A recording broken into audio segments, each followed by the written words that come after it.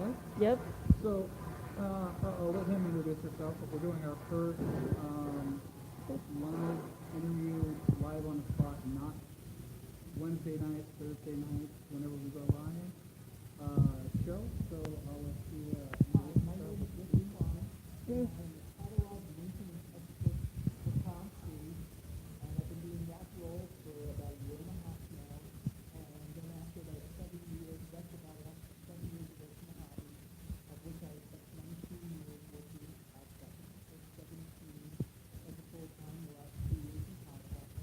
And then I've also been running shows since the spring of 2011. I can't remember when I began. So 15 years in the God's Place, so it's 2013 we began running the God's Place. And I've been running shows in the God's Place with since 2013. So you've obviously been in the hobby for a long time. Well respected in the Dallas area. Everyone tries to come to your show at least once or twice, every couple months. What do you appreciate most about what you've seen, change-wise, or just individual sets, or What I appreciate the most is the fact that there are so many passionate people out there. Whether they are looking for the new hot cards to flip, or whether they're working on their 50s and 60s sets, or whether they're just kids going to a show and enjoying themselves. I enjoy just seeing the whole process of making sure cards go to the right person for the right price in the right place. sure. I get that. Having just spent a couple hours looking through your 50s and 60s Topps binders, boxes rather. So everyone always says, the next generation is coming up, and I know that you recently wrote an article on that, and I believe I retweeted it just the other day. Well, I If not, mentioned the two of yesterday. you in the article, Right. so Well, you almost mentioned me. You spelled I it spell with your an name E. wrong? It's with an E. Yeah. Okay, sorry. It happens. Everyone I does got it. heard. I got the important Uncle. person name You right. did. You did. Camera lady here. Call her Angela, which is her name. Of course, lady. But everyone asked how to get some more kids involved. You just saw at the show today. How many kids were walking around? 20, Plenty. 25 kids? Plenty. Easily. The whole way of getting kids in is for everybody to understand that not everybody can at this moment afford the 2011 Topps update Mike Trout. Sure. You can't afford the 52 high number, even a common. But you can build a heck of a good collection with whatever price level you can afford. I mean, at Tom sure. C, I know it does not take very much to buy a whole bunch of cool cards on Tom C. Right. And I know at the shows it doesn't take very much to buy a whole bunch of cool cards. Easily. And so, as long as you understand that you're not going to get the hit out of every pack, you're not going to get wealthy, but if you start collecting for the joy of it, you'll get your enjoyment and you'll buy your Rangers cards and your Dallas or your Cowboys cards. If you're in New York, you'll get your Yankees or your Mets or your Giants or your Jets. In San Diego, you'll get the Padres and maybe you'll buy some old Chargers or, places like that. And then if your favorite player, one of the beauties of sports today is unlike when people from my generation was growing up, you can watch any team you want almost any time. Right. So you're not just limited to your favorite player. Or even that day. Or even that day. You're not limited to a favorite player being from somebody you've seen on TV maybe once or twice. Sure. You can, if you're middle class to, above, to upper class, you can follow anything on the computer you want. You can get all the information. Sure. And the biggest challenge I think we have with kids, and even some adults, is the understanding that there's something cool about having a tangible item. Sure. No, and I get that. Moving into tangible items. So, outside of two factory sets that my dad had, my initial cards were from a arcade vending machine type, 10 tickets for X amount of cards, but one of the ones that I had, the 81 clear set, had someone from my hometown. Now, we're pretty secluded up in northwestern Minnesota, so there's not really, all of the Yankees and all of that. Even further north than Roger Maris in Fargo, North Dakota, 3 hours north. So that kind of fueled my getting into it. I'd like to.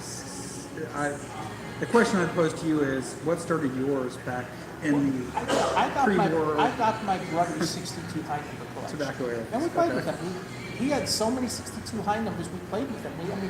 We had Sure. 5, 6 of the common cards, and so we would go fish with the 62 high. Sure. I didn't realize at the time they were high numbers. They were just cards.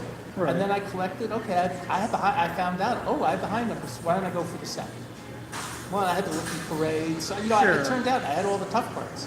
The last card I needed was number 318, which we now know is Mickey Mantle in action. Sure. However, in those days, the checklists were so primitive. Card 318 on the checklist said in action number 8. Well, good luck if you don't know who in action Right. number 8 is. That in action number 8 is really Mickey Mantle. And then I said, I've never seen that before. Oh, it's number 318. Oh, that's in action number 8. Okay. Sure. That's how I finished the set. But I started with 62 high numbers. Gotcha. And relatedly, just because there is a divide, while my first cards may have been those 81 clears, this was in 95, 96, so they were worth the 10 tickets that I paid for, I suppose, value, as it were.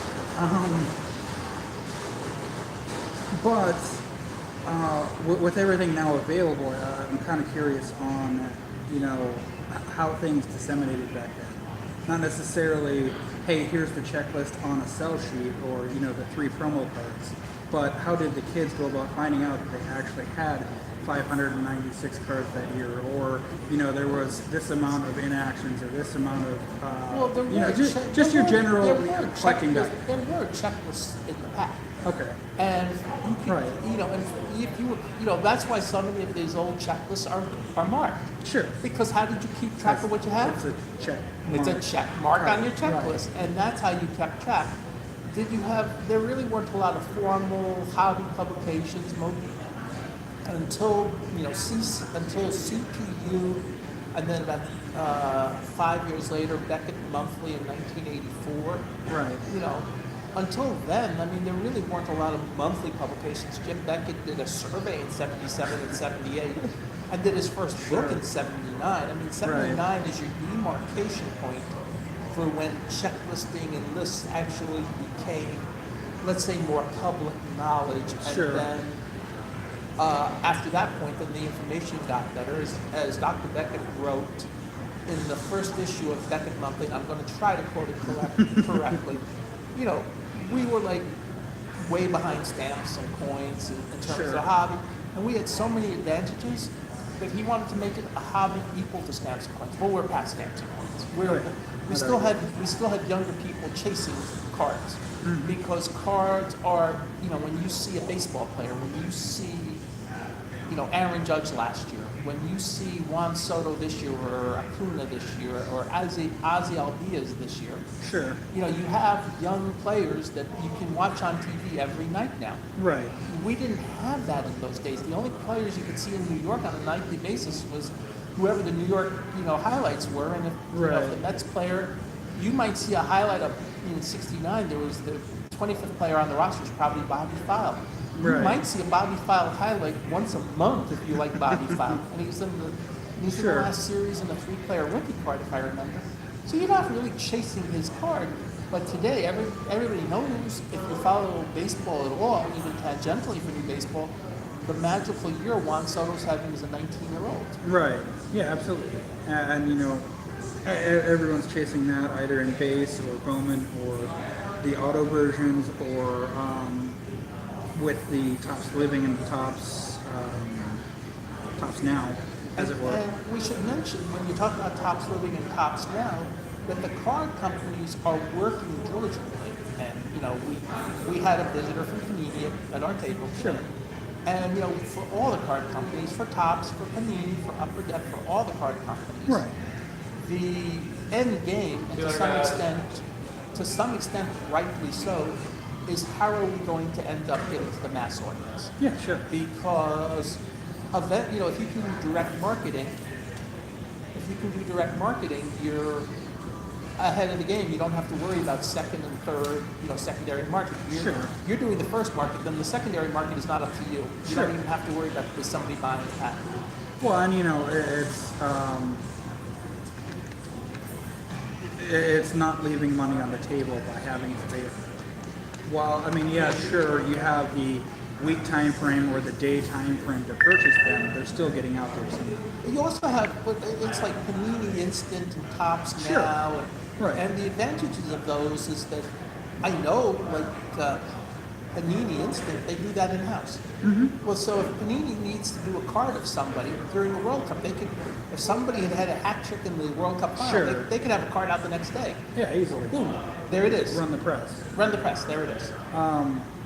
Which was another one that I wanted to hit, but from when, even when you were a young adult to now, there's just that much, well, maybe not in the junk wax era, but for the most part, there's much more sets today per sport than there is back then. Yes, and that's still true even today. Baseball, there's more sports today. Football, Sure. There's probably still more sports, but it's a little tighter. Basketball and hockey aren't that far away from each other. Right. I like to call them the overproduction years, not the junk. You don't want to call something junk. Sure. Well, that's informal terms. Yes, but one of the things is that it's maybe even more or less cards being produced just over a different spectrum of products. Topps is not making 1990 Topps till the cows come home. Right. They're not doing that in 2018. They're not. Right. They're not.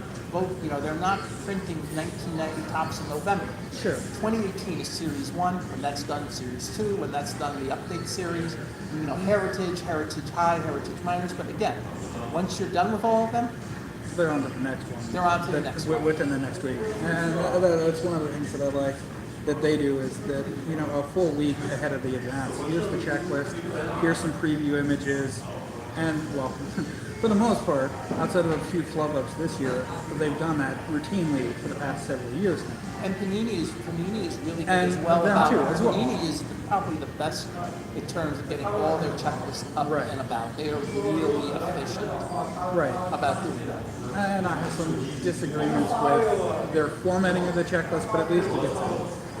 Which is as a cataloger, the one thing, and I've told you that, and it's nothing Sure. personal, it frustrates me, and I understand why they do it, but they'll number the jersey cards with the player's initials, and on the checklist it's the card number. And Right. well, folks, if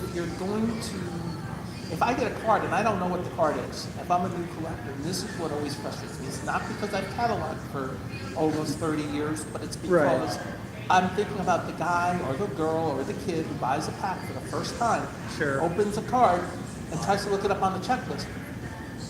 What is this? Right. And that's where I get frustrated by Panini sometimes. But overall, they make sure the information gets out early. Oh, absolutely. And I have the same issue where recently I was looking up my Babe Ruth card to try to add it to Trading Card TV because they don't have the image. Well, it's not. It doesn't specifically say that it's part of like the significant signatures series or this not, but it's literally just the base image from the base set, but with 2 relic pieces. The bag doesn't denote that it's part of that either, so I get it. A recent headache myself. Kind of trying to wrap up here. What would you wish to see going forward, and what are you glad that's happened in the past? Well, I'm 30, glad 40 years? I'm glad to be writing again for I'm now writing for GTS Sure. about the last year and a half. And I trend to write a little differently than when I was writing the Rich's Ramblings on Sports Collectors Daily. I'm now doing the Klein's Corner. It's not Sure. as often, which is fine by me. Sure. But I tried the column's a little bit different. The Rich's Ramblings was a mix of what's going on today and what was going on in the past. Sure. On the Klein's Corner, every once in a while, like when the most legendary New York area disc jockey passed a few months ago, Big Dan Ingram. Right. Yeah, I did a tribute piece to him. They let me write about whatever I want. Well, Sure. I wanted to write something about Big Dan, who I met a couple of times when I was and I was literally tongue-tied when I met him because Sure. he was so good. Right. And I wanted to write a tribute, and so many other people did. There's a New York area, he runs a website called Reground Radio, and he was so, he became a disc jockey in upstate New York, and then he became a dentist, and this guy was so distraught by the Right. death of his idol. He did basically a 4-hour show, live show the next day just to get his feelings out. Well, thankfully I can write a blog piece and get it out. Right. But I wrote that for me. That was one I did not write for my audience, to be honest. I wrote that one for me. I had it. Right. And there was- sometimes you just have to do that. and, I get and it. there were some people who, and it actually triggered the next article when somebody wrote me and said, yes, your comments were spot on for people of our age who listen to me. Sure. So, but most of my columns have, I'm going to say it's like The Simpsons. It has a moral. There's Right. actually a moral in what I write. It's usually based on some real life experience. Oh, by the way, Right. do you treat your customers like this? If you treat your customers like this, good luck staying in business. Right. So that's the focus of how I write my column nowadays. And Sure. the new column's going to be, and it's probably going to be written tomorrow, is going to be, the MLB is on pace to have an audience of less than 70 million at their games for the first time in like 5 or 6 years. Now, some of that was caused by the horrible April weather, which just set them back royally. Can't do anything. You can't do anything about that. But some of it is also by how expensive it is to go to the game. When our friend from Community was there, he was talking about his $10,000 packs. Right. And those are wonderful packs. I laughed. I said, is there an ounce of gold in the packs? He said, yes, most of them do. Or some of them have an ounce of gold or an ounce of platinum. Right. And I've seen ones with diamonds and whatnot, and it's priced out of my market, obviously, as a mostly discount and secondhand purchaser. Right, but Panini also does hoops products that are $1 a pack. Exactly. And we have to understand that the most important thing to stipulate is that not everybody can afford a $10,000 pack. I have to work Right. several months to make $10,000. Right. Good luck with me buying a $10,000 Sure. pack. And that was something that we hit on, I think, on Wednesday's show, was that you can't collect everything. There's too many sets released between all of the companies. You're going to have to pick and choose. If you want to do just the base sets, fine. Bowman, Top Series 1, Top Series 2, maybe opening day. If you choose that, update, maybe a Gypsy Queen, maybe an Alan McGinter if you want to go I that think route. before you came today, Right. there was a gentleman collecting St. Louis Cardinals cards. Sure. I don't know if you heard the conversation, if you were there. I think I heard the tail end of it. Okay, well, he stopped his tops collecting in 1992. He's doing 52 to 92. I did hear the end of it. Right. There's a guy on the Net 54 who's very nice, who's I'm sure in the old term comfortable financially, named Al Richter. Right. Really nice collector. He stopped basically in 94. I think he does heritage today, and that's about it. Sure. In other words, they realized everybody sets their time and says, this is where I go up to. And Sure. then I like doing heritage. I like playing with heritage. I get heritage completely. And heritage, I was very blessed this year that Mike Fruitman knew how annoyed I was last year when I went to the local card store, and heritage went from $74.25 to $130 in like a week and a half. And Yep. am I paying $130 for a heritage hobby box? I wouldn't. No. The odds of making your money, I'm not even making your money, but even breaking even at $130 is Right. slim and none, and Slim took the fast train out of town. Sure. So Mike sent me a box this year. Cool. And even after it exploded with when Otani came out, he's still on. He sent me the box, so I had it, and I got him Cool. the check real quickly, and it was, all wonderful. Nice. And I appreciate that because I got to play with a heritage box, Sure.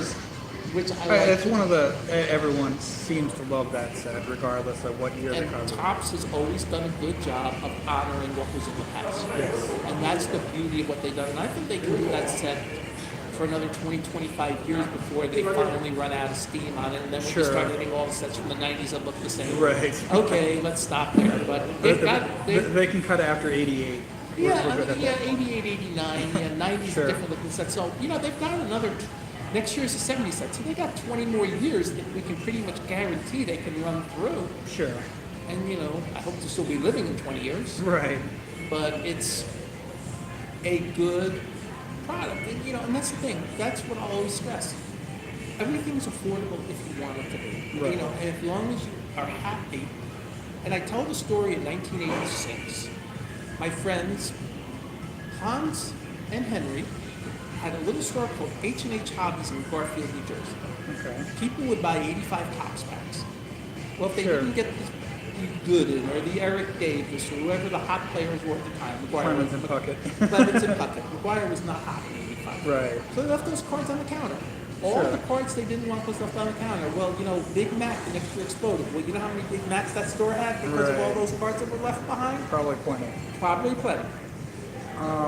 Final question. From the past through now, what are you working to collect yourself? Or are you? I don't really collect. I do collect some phone call information. But I collect stuff at times relating to where I went to college or people related to my birthday or things like that. My birthday is June 11th. I went to Columbia University, so I'll collect things, related to that. Sure. I've got some cool. I've got a old Dizzy Dean Buddy Blackmer. Nice. You've seen it, I think, when this guy Bo Carter set up at one of my shows selling his book about the Dizzy Dean biography. I said, I got something to display for you. And I got stuff. No, you want what I've got. It turned out it was dated June 11th, and he later told me it's from 1955, from before I was born. Nice. But it's a cool item, and somebody have to pay me way too much money to take that off. Of course. Way too much money. But I know Kim posted it on Twitter the next day. It's like, well, it's Rich's, Right. and Rich wants way too much, and he's going to tell you if you overwhelm him with an offer, he'll take it. But if you don't, he doesn't really care. Sure. But so I collect things like that. But am I worried about collecting a heritage set? No. But do I like looking at them? Sure. Yes. Heck Yeah, yes. absolutely. And there's nothing like opening a brand new pack. There is nothing like opening a brand new pack. On a week like this one, we were set up at Kyle Show, and we saw all in Frisco, and there were a lot of kids running around, a lot of people I don't normally see. It's always good to see such things, and so I don't worry this week. But if I have a dead period of 2 to 3 weeks, I'll sometimes just go to the local Walmart and buy a couple blaster packs. And when I went I'm very fortunate. There's a low LCS 5 minutes from my house. Right. I went in there, and the nice young lady that's like, the store manager on a day-to-day basis. Not the owner, but she's the manager. And we were talking. She goes, "No, we're happy whatever you buy." And we were talking about it. She's like, "No, if you buy $20 blaster boxes at Walmart and you come here for your supplies, guess what? Sure. They're still coming through the door. You're still coming through the door." Cool. And so she gets it.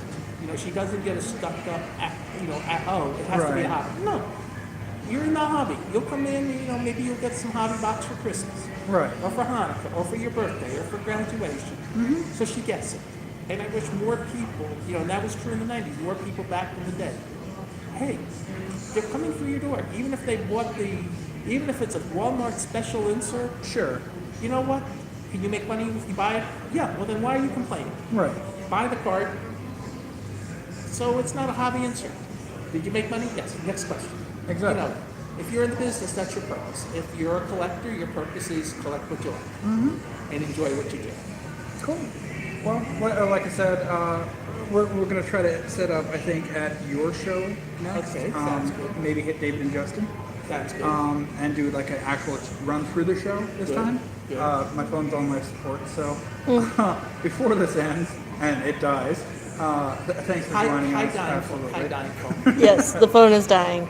Thanks for joining us, and Thank you for having we always enjoy coming to your show. We enjoy we'll look seeing forward you. to catching you at the next one. Sounds good. Cool. I have tater tot waiting for me.